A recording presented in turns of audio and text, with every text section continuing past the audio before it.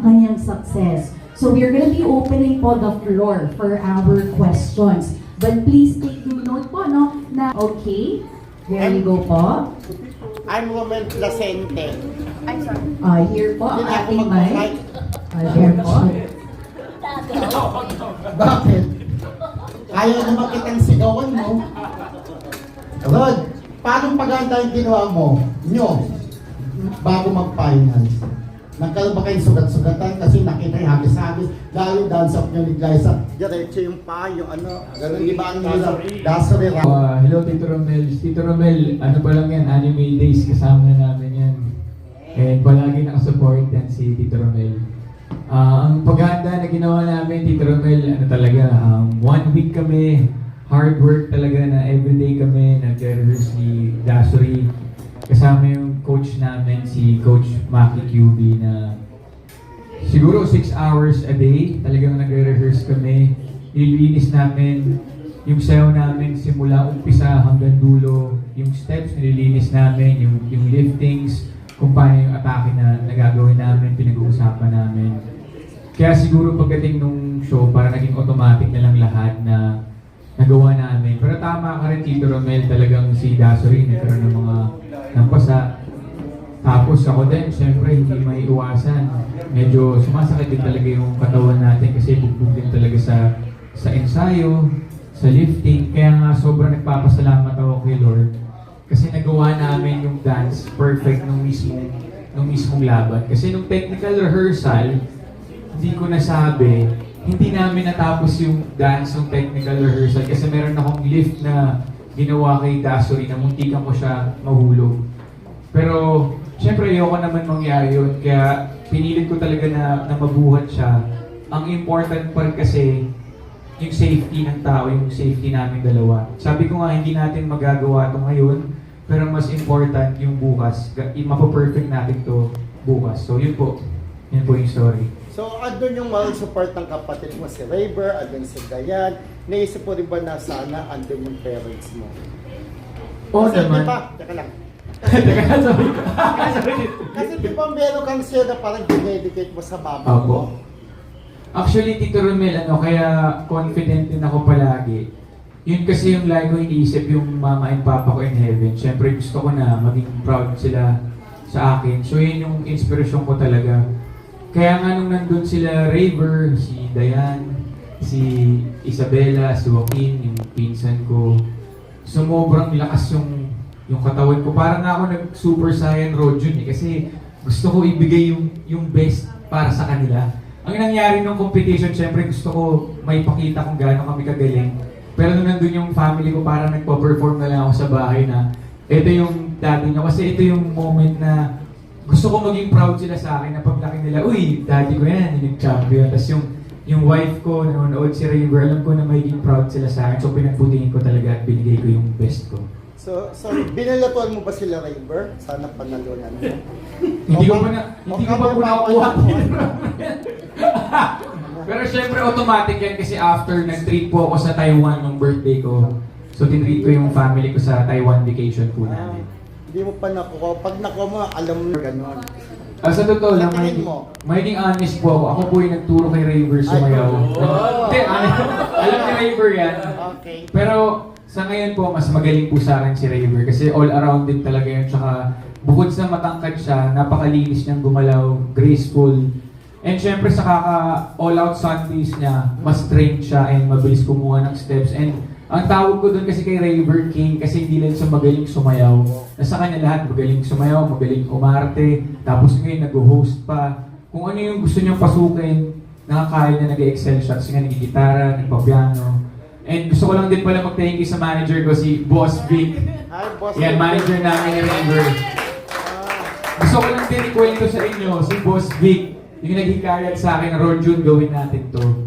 Siya yung tumawag sa akin na gawin yung Stars on the Floor. Nung una, medyo hesitant nga ako kasi iniisip ko kung sa age ko, kaya ko pa ba makipagsabayan sa mga bata, sa World Champion, sa mga magaling sumayaw. Kasi before in-offer sa akin yung Stars on the Floor, 1 year po ako na walang dance. Hindi rin po ako nakapag all-out Sundays. At kung nagda-dance man ako yung mga TikTok lang po ng mga 15 seconds, 30 seconds. Tapos, medyo matagal nga mga ilang oras bago ko binalikan si Boss Vic kasi pinag-isipan ko po mabuti at pinagdasal ko talaga, kinausap ko yung wife ko, si Raver, yung kuya ko. Sabi nila, gawin mo yan, Rodjun, para mapakita mo yung talenta mo, maka-inspire ka pa ng madaming tao. So pinagdasal ko po talaga tong project na to and thankful po. Actually, maging part lang po ako ng Stars on the Floor. Sobrang winner na po ako and blessing lalo na kami pa po yung nag-champion ni Gasol.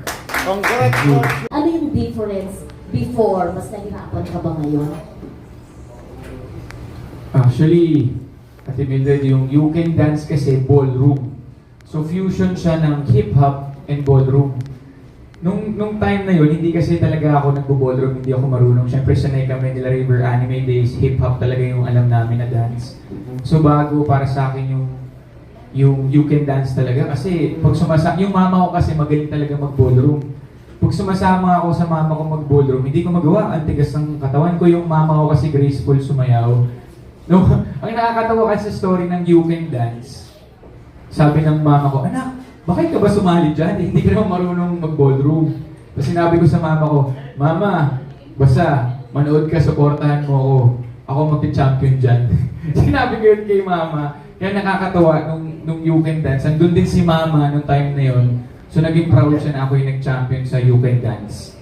Ang difference ng You Can Dance sa Stars on the Floor, ito naman, feeling ko mas mahirap kasi hindi lang siya ballroom. Iba't ibang genre talaga ng sayaw.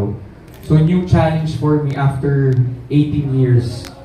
So mas mahirap talaga siya and alam naman natin yung mga steps ngayon medyo updated na rin talaga. Iba-iba na yung bilang. So minsan walang bilang, musicality lang talaga.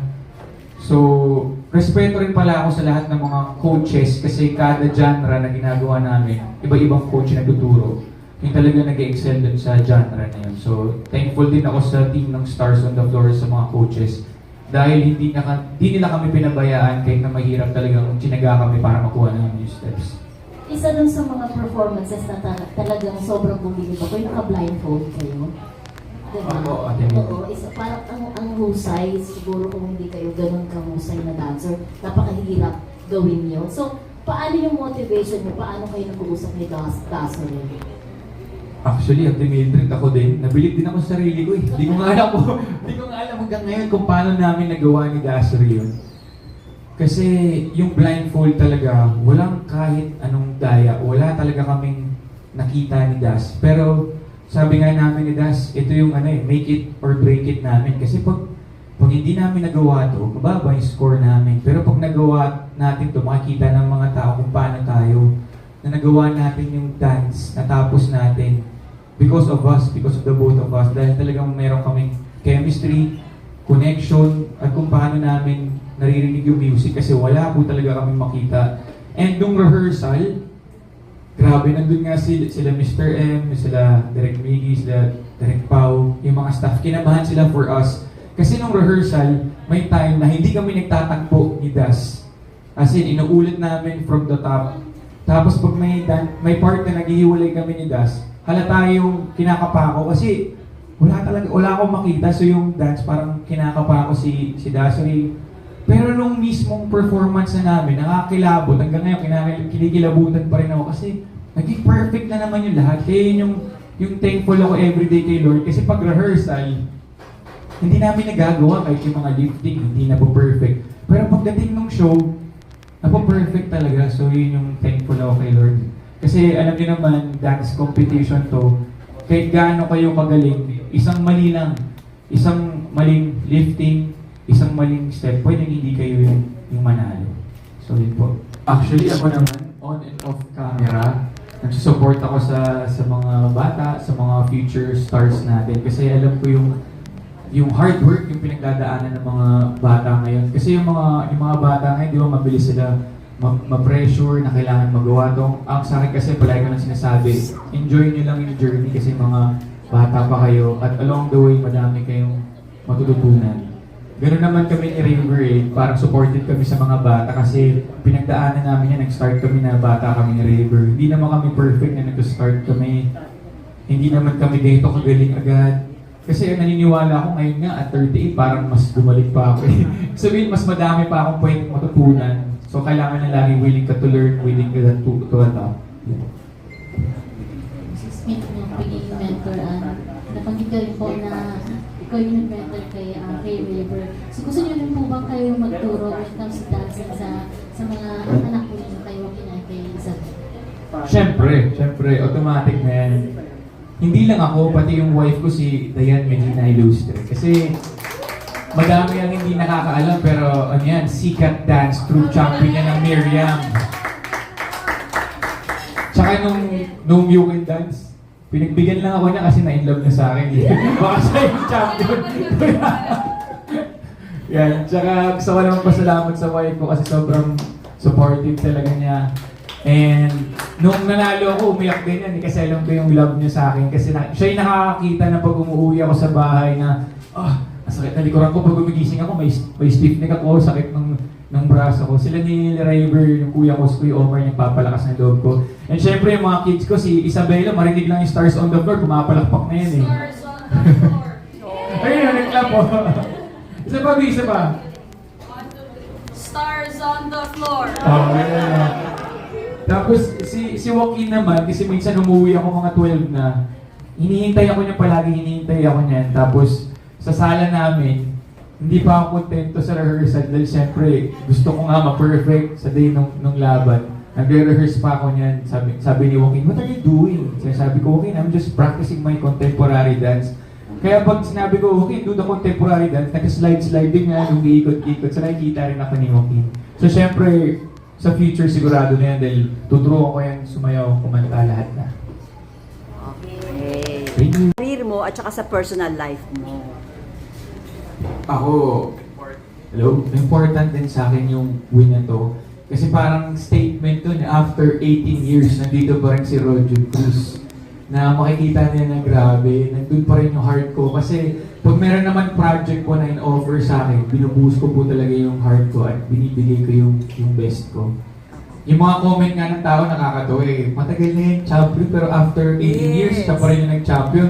Sabi nga, ibang pira ba yan si Rojo? Kasi ngayon mga bata na kasama pero ito pa rin po tayo nakapag-perform. Siguro kasi yun yung sikreto po natin talaga yung pagdadasal kay Lord. And binibigay ko po talaga yung puso ko sa lahat ng ginagawa ko. And si Mama, wala man si Mama, siya yung inspirasyon ko. Siya talaga yung palaging kahit na wala si Mama, ang iniisip ko na palagi pa rin siya nanonood, nakasupport sa akin. Kaya nung ginawa ko yung Tears in Heaven na prod kay Mama, hindi ko napigilan yung emosyon ko doon na nadala lahat. Kasi dahil sa Stars on the Floor, nagpapasalamat din ako para nakagawa ko ng tribute for Mama, nakagawa ko ng special dance. Na sa sayaw na yun, nakasama ko ulit si Mama at nakapag-perform ako para sa kanya. Yun po. Ayun, sa career, what's next after this? Siyempre, si Boss Vic, nag-uusap na kami ni Boss Vic. Meron naman po sila mga lalatag na, siyempre, acting shows, babalik na po tayo sa pag-acting. And sa All Out Sundays, abangan niyo po ako palagi sa All Out Sundays kasi madami pa kaming gagawin na mas malulupit at mas hatawan na dance, siyempre with River at yung mga kasama ko rin po sa Stars on the Floor. Last na, anong reaction mo pag tinawag kang King of the Dance Floor? Thank you. Siyempre po, happy.